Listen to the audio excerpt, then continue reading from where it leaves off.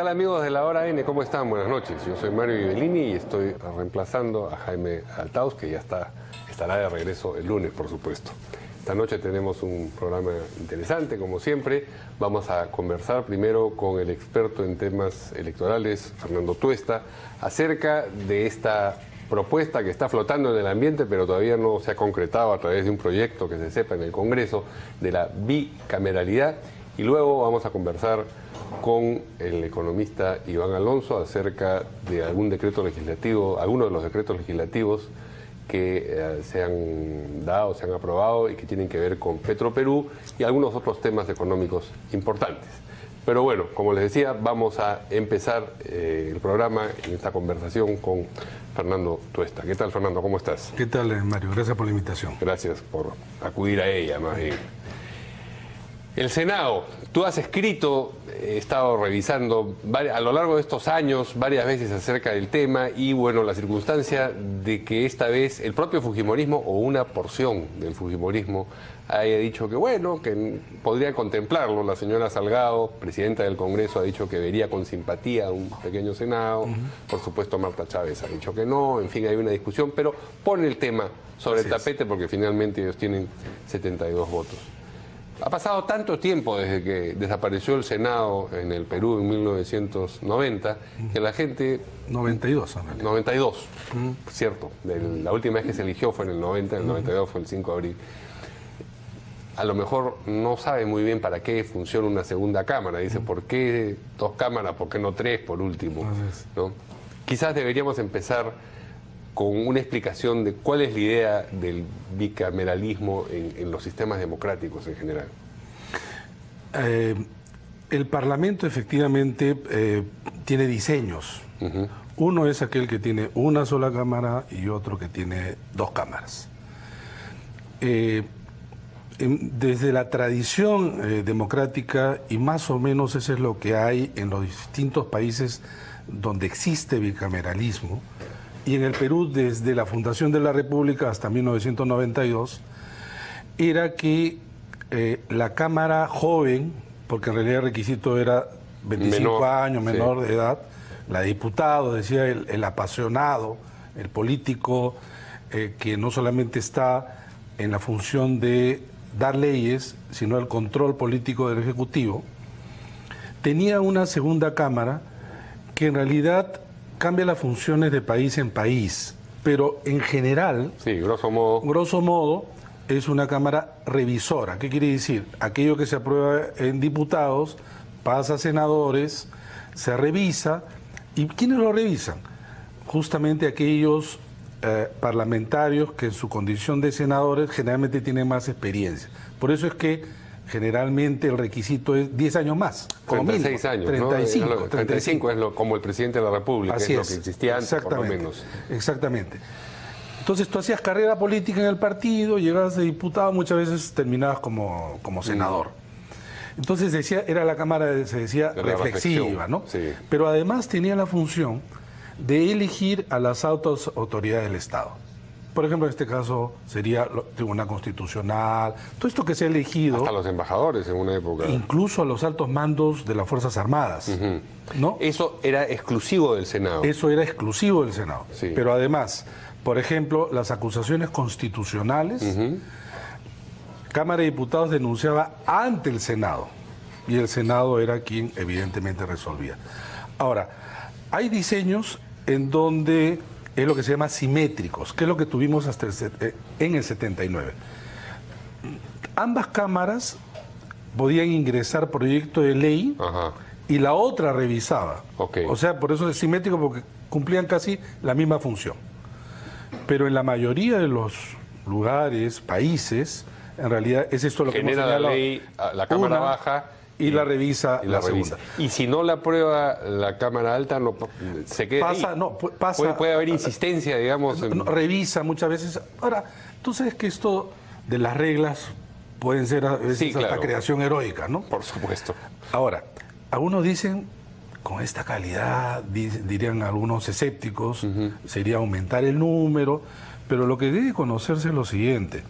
Muchas leyes en el Perú que se promulgan en el Congreso son también revisadas por el Ejecutivo porque tienen un conjunto de errores. Y eso lo sabe la gente que ha estado justamente en el Ejecutivo, ¿no? En segundo lugar, y ahí viene por qué en algunos países hay unicameralismo. Históricamente surge más o menos al mismo tiempo las dos. Surge en realidad en Inglaterra. La Cámara, digamos, aquella que salía elegido del pueblo, era la Cámara justamente de los comunes, y la Cámara de los Lores era la aristocracia, ¿no? La aristocracia. Ese es el origen en pero que Europa. tiene funciones mucho más limitadas. Mucho más limitadas. Pero, por ejemplo, en el diseño norteamericano, y ahí es importante porque suele ser también un diseño importante y que se ha visto reflejado en otros países, es este segundo elemento de la representación, porque hemos hablado de las funciones. ¿Cómo se lo elige? ¿Cómo se los elige? Exactamente. La Cámara de Diputados está conformada en general por representantes en relación a la población. Por ejemplo, cada 100.000 electores, un diputado.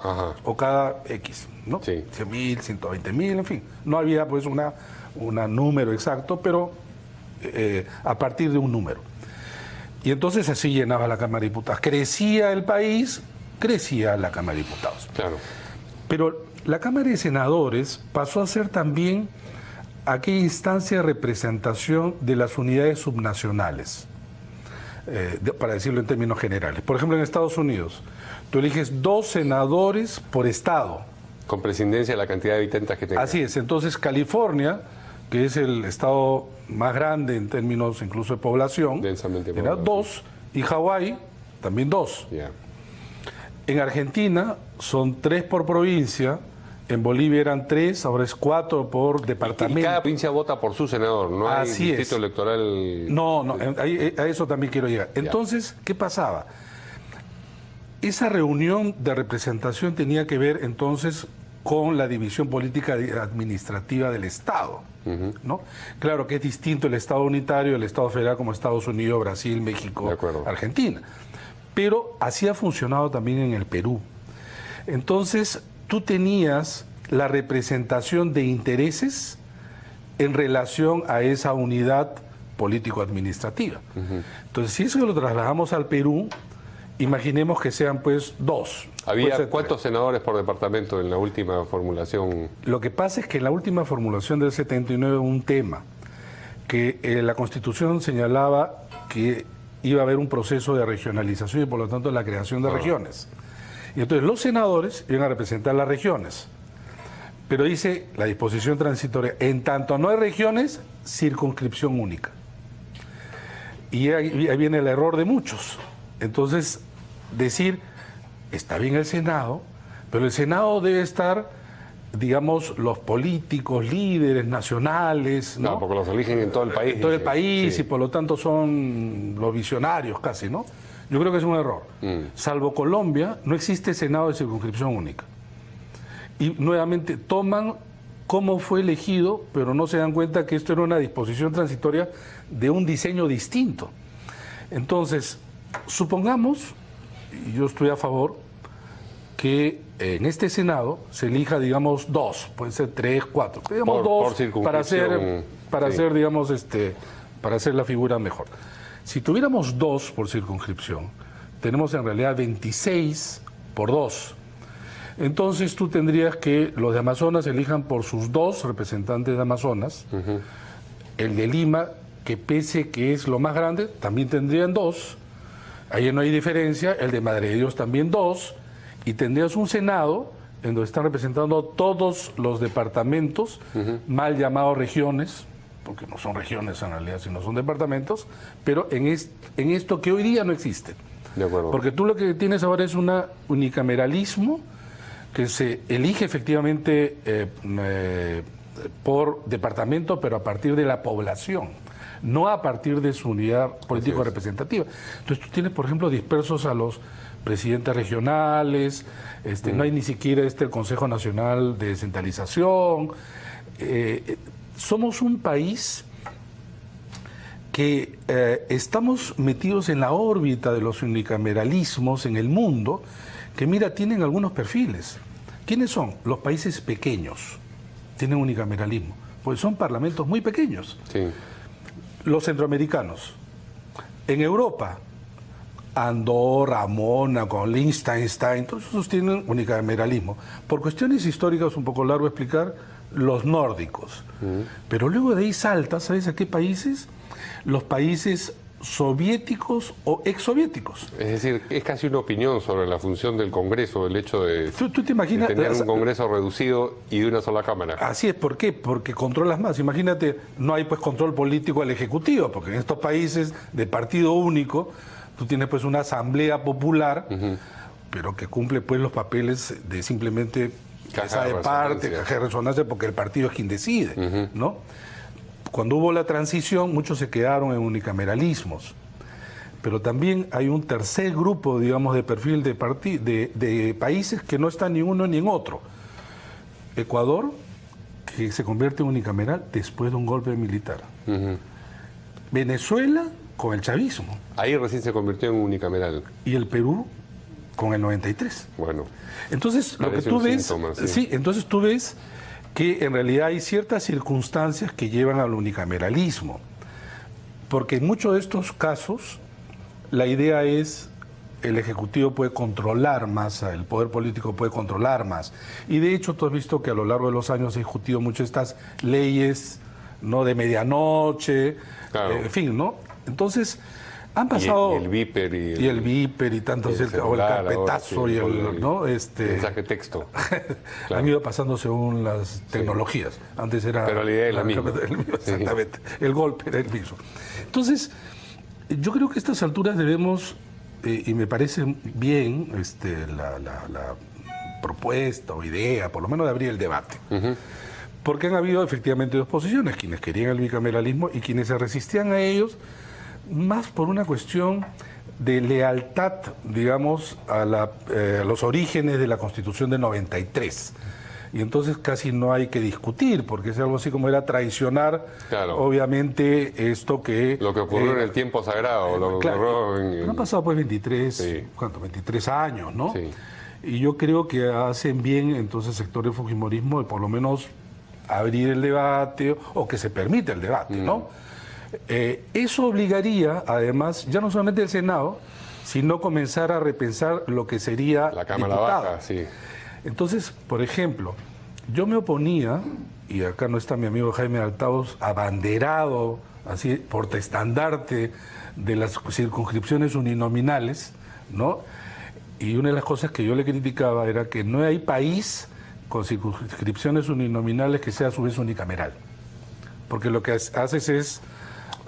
Fragmenta absolutamente. Claro. Pero si tú tienes ya un Senado con representación de estas unidades, sí, ya puedes pensar, por lo menos, si no todo, por lo menos parte de circunscripciones uninominales. Uninominales quiere decir que a un representante le corresponde una circunscripción o a una circunscripción le corresponde un representante. Lo que haces es lo siguiente. Por ejemplo, tú dices...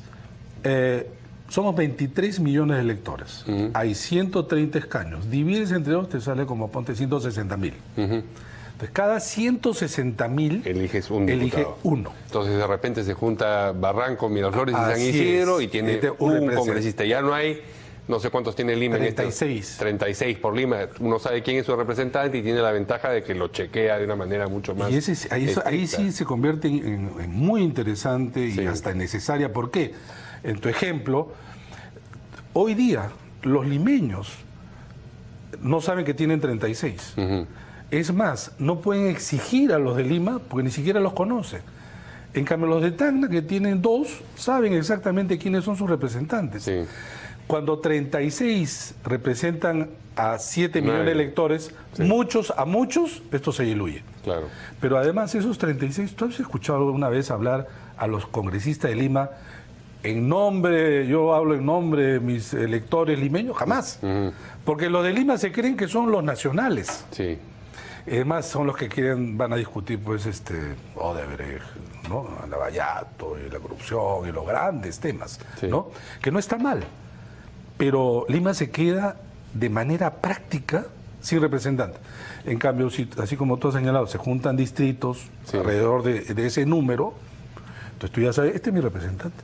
Entonces yo le puedo exigir, yo lo puedo controlar. Lo fiscalizo, claro. Lo fiscalizo, le demando, ¿no? Entonces, discúlpame un excurso, pero que tiene que ver con esto. Entiendo que en Francia esto llega a ser, digamos, tan fina el diseño que hay hasta segunda vuelta para los diputados, ya, lo que pasa si es que no obtienen determinada votación. Lo que pasa es que en Francia la Asamblea Nacional, hay Senado, y la Asamblea Nacional, sí, estamos hablando hay Senado y la Asamblea Nacional baja, sí. Efectivamente lo eligen también por circunscripciones uninominales. Y hay segunda vuelta.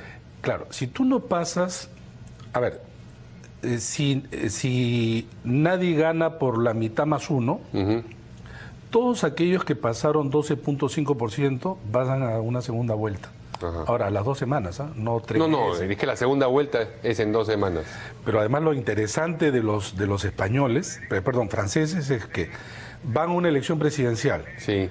No gana, la segunda vuelta es a las 2 semanas. Termina y eligen al presidente. Sí. Y luego viene inmediatamente la elección del Parlamento. Entonces, cuando se ha elegido el Parlamento y en 2 vueltas, el elector sabe quién es el presidente. Claro. Entonces orienta, ya se ubica su voto mejor. Y eso también se acota. Ya, pero para la representación de la circunscripción, eso es bueno, digamos, las 2 vueltas y la vigilancia del electorado respecto de su elegido. Eso me gusta, pero ¿sabes cuál es el único problema? Que en Francia, por una serie de circunstancias, tú puedes hacer 2 vueltas en 2 semanas. Sí. Acá es un gran problema. Porque no he terminado de contar los votos de la primera. Imagínate, ¿no? Si además tienes presidencial 2 vueltas, luego tienes 2 vueltas parlamentarias, agotarías al elector yendo 4 veces en 4 meses y eso ya sería un problema, ¿no? Pero digamos, todas estas cosas son discutibles, ¿no? Lo que sí hay que tener, ¿sabes qué? Diseños que tienen coherencia e integridad entre todas sus partes. Lo que pasa es que muchas veces las reformas o propuestas han dicho, uno dice Senado, pero no dicen cómo. O si no, solamente se digan las funciones o el origen. ¿No hay entre las propuestas, los planes de gobierno de los partidos que hayan mencionado el tema? Lo que menos. Lo que tiene que ver con representación es lo que menos. Lo que menos. Sí. Pero tú has hecho un conteo de qué sectores políticos, qué organizaciones políticos están a favor del Senado antes de entrar a delimitar qué tipo de Senado exactamente es el que quieren. Mira, no existe, digamos, claramente que un partido esté a favor o en contra, lo cual es bueno. Porque tú tienes entonces plena libertad de discutir, persuadirlos sí. Y que entre ellos también vayan creándose corrientes de opinión. Sí. Y el fujimorismo era, en donde antes era el que se negaba y que ahora tú encuentras voces distintas. Entonces, yo creo que el debate, curiosamente, en el momento donde está el partido que más se oponía, se puede abrir la posibilidad de no solamente discutir, sino que también se apruebe. Porque han habido intentos anteriores que han muerto pues en el... Por 4 votos me dicen que... En la última vez sí. Al regresar... Pero en comisiones, no se debatió en el pleno. Ahora, esto está inscrito, debe estar inscrito y correr quizá en cuerdas separadas con el tema de la reforma electoral que está trabajando esta comisión de trabajo de reforma electoral y que le han dado un plazo de 120 días hasta mediados de abril para evacuar un informe o una propuesta. Entonces, claro, esta propuesta va a ser sin reforma constitucional tipo Senado, sí. Pero ya sería, y ojalá que así se llegue, a que la Comisión de Constitución en abril tenga una propuesta y diga, bueno, a nivel de la Constitución sería bueno modificar, ponte el Senado y una serie de cosas más. Y ahí hay cosas muy simpáticas. Por ejemplo, yo creo que se debe aprovechar para permitir, por ejemplo, que los candidatos presidenciales... Esa era una pregunta, sí. Puedan ser candidatos, sea diputados o senadores. Eso lo permitía la Constitución del 79. Sí. Cayó mal por una serie de circunstancias, porque en general en la Constitución del 93, tú sabes que fue una respuesta a la política anterior. Pero tú te imaginas en un Senado con candidatos presidenciales, incluso los chicos pudiendo tener una doble representación. Que no llegan a la presidencia, pero se sientan en el Congreso. Claro. Mira, en otros países, por ejemplo, en el caso del municipio, acá en los municipios el que encabeza la lista es el candidato, perdón, el alcalde. Pero los que pierden, salen los números unos y a partir del 2 ingresan. Sí. En otros sitios están. El número 1 entra. Están ahí. Entonces, tú enriqueces de todas maneras el debate. Y no sería obligatorio, sería opcional. Y hay que acordarse que quien hizo uso de esa facultad prerrogativa Fujimori. fue Alberto Fujimori. Sí, claro. Fue candidato al Senado y candidato presidencial, ¿no? Yo creo que esa posibilidad se debe abrir, ¿no? En otros países obviamente no está limitada. Y ya que hablamos de candidatos o presidentes y Senado, la idea de que los expresidentes integren de suyo el Senado, Mira, como ocurría. Como ocurría antes, ¿no? Ahora, generalmente no iban, sino para votaciones, digamos. No, protocolares, ¿no? Sí. Mira, en otros países hay, pero yo creo que hay tanta discusión de los expresidentes. Creo que este es uno de los países cuyos expresidentes, y varios, todos están cuestionados, ¿no? Creo que hoy no caería bien. En todo caso, podría ser estos supernumerarios con voz pero sin voto, no sé, ¿no? Pero, y es una pena, porque en realidad en otros países tus expresidentes constituyen, pues, digamos, un cuerpo crítico, experimentado, una voz. Son unos hipersenadores. Lo que alguna vez hace, sin haber sido presidente, Luis Bedoya Reyes, por ejemplo, ¿no? Claro. O en su momento el mismo Fernando Belaúnde. No estás metido pues en el día a día, ¿no?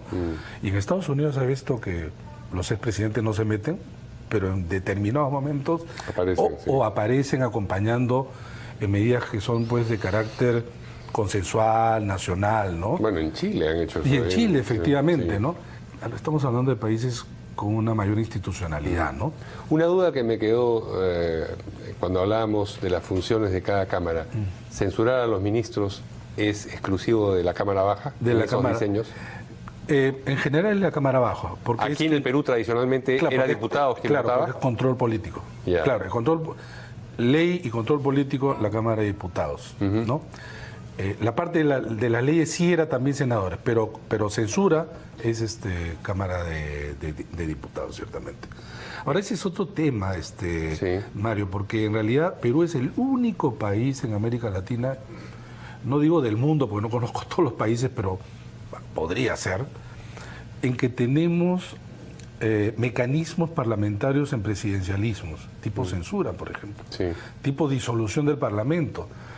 Cosas que si es que tú lo llevas a su uso, no sé si es que nuestro edificio institucional lo soporta. Los cimientos están bien, ¿no? Entonces, bien la figura del primer ministro, muchas cosas que están en el parlamentarismo, pero que tienen una lógica en sistemas parlamentarios. Pero cuando tú lo trasladas, finalmente el primer ministro no es igual al primer ministro, pues, ni francés, ni inglés, ni el español.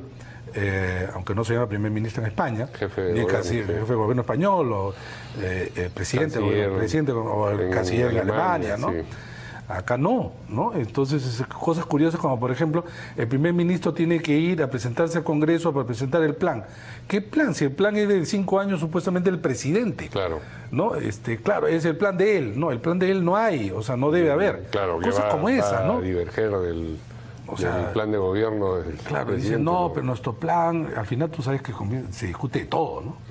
Entonces hay cosas que lamentablemente no se discuten, pero creo que la reforma debe llevar, y sobre todo en este primer año. Pasa el primer año, las reformas institucionales ya no. Bueno, pues ya corrió la mitad del primer año casi, ¿no? Sí, pues, pero bueno.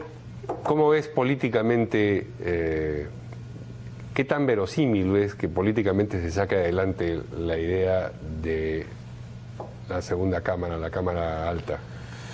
Porque es impopular, porque la gente dice, ¿qué le vamos a seguir pagando a estos señores? Yo otra vez decía, un centro de salud puede estar integrado por médicos entre malos, mediocres, etcétera, pero lo que menos se te puede ocurrir es decir que lo desaparezcan, ¿no? O que lo reduzcan a menos para ahorrar.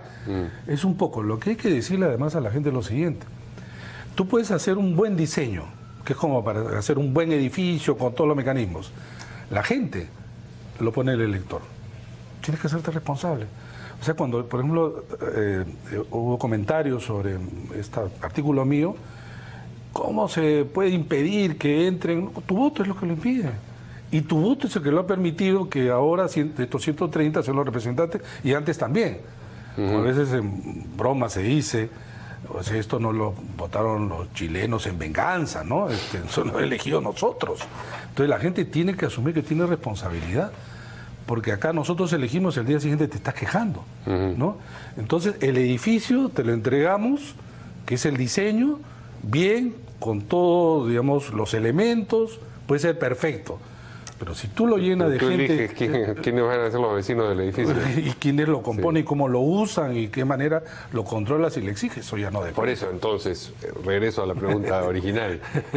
¿Qué tan verosímil o inverosímil ves que esto salga adelante, si es que además tenemos 7 meses políticamente, en los que políticamente aquello sería factible? A estas alturas de la vida, después de haber 3 décadas viendo políticos, no voy a decir... uno debe ser tremendamente escéptico, ¿no? Pero te digo que existe una luz de esperanza que esto se pueda hacer. Eso para eso de la galaxia, una nueva esperanza. Una nueva esperanza. Sí. Pero para eso también abrir debates como estos, pues, ¿no? No, sí, claro. Y además yo creo que, ¿sabes qué? Hay mucho prejuicio. Entonces, también en función del Parlamento, de los medios, los académicos, en fin, también de responder a esas inquietudes que son también legítimas de la gente. Pero decirles que por qué es bueno y responder también de manera sencilla, ¿no? Que creo que es lo